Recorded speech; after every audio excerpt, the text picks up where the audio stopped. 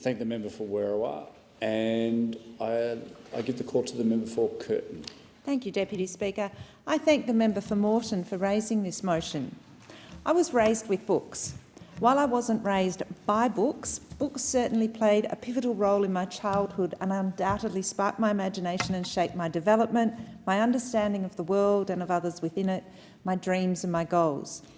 Enid Blyton was with me from an early age, from the Faraway Tree, the Wishing Chair, through the Secret Seven, Famous Five, Malory Towers, Twins of St Clare's, on to other authors which included the Trixie, Belden and Nancy Drew series, Australian classics, Seven Little Australians, the Norah of Billabong series, Picnic at Hanging Rock, May Gibbs's Snugglepot and Cuddlepie. Like many, there are books which helped shape me and played an indelible role in my teen years as well. The Diary of Anne Frank, To Kill a Mockingbird, Lord of the Flies, The Outsiders, The Bell Jar, 1984, and anything by Jane Austen. As is noted in the wording of the motion moved by the member for Moreton, himself both a prolific reader and writer, reading books has the capacity to not only broaden our minds and increase our knowledge, it can also help with improving our overall well-being. It has been said that 30 minutes of reading has similar psychological effects as 30 minutes of yoga. Reading is shown with considerable less pain. Reading is shown to reduce stress by 68% by lowering your heart rate and your blood pressure. It can also help alleviate symptoms of depression, as feelings of isolation can be lessened by switching away from your own world to an imagined one. In fact, regular readers are 28% less likely to report feelings of depression. I also note that reading is recommended as part of a healthy, regular sleep routine because the lowering of your heart rate and blood pressure can act as a physical and mental wind down to the day, allowing your body to transition to sleep. I would note a word of caution on this, however, because there have been many times when I have been so caught up in a book that I've continued to read just another chapter before switching off the light. Such is the danger of a really great book that it doesn't necessarily always lead to better or longer sleep. Australia Reads is a not-for-profit joint initiative of a number of organisations which actively promotes the joy, the pleasure and the benefits to be had in reading books.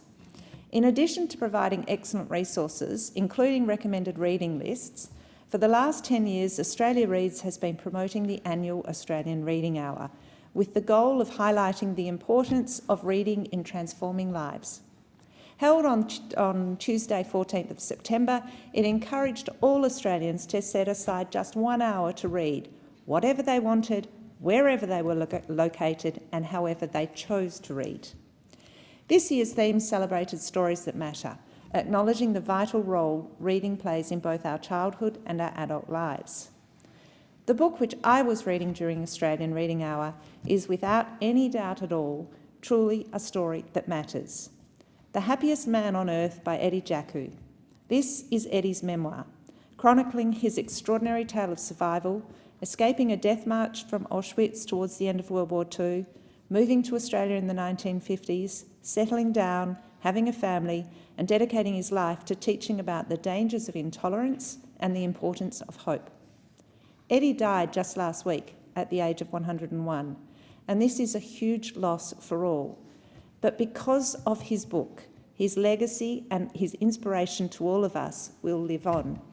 And to that end, I want to finish with the final words from Eddie Jacku's book.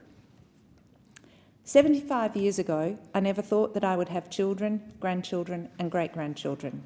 I was at the bottom of humanity, and now here I am. So after you put this book down, please remember to take time to appreciate every moment of your life, the good, the bad.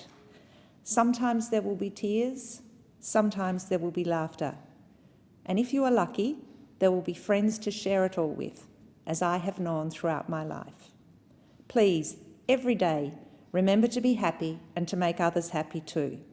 Make yourself a friend to the world, and do this for your new friend, Eddie. Eddie, rest in peace. Thank you.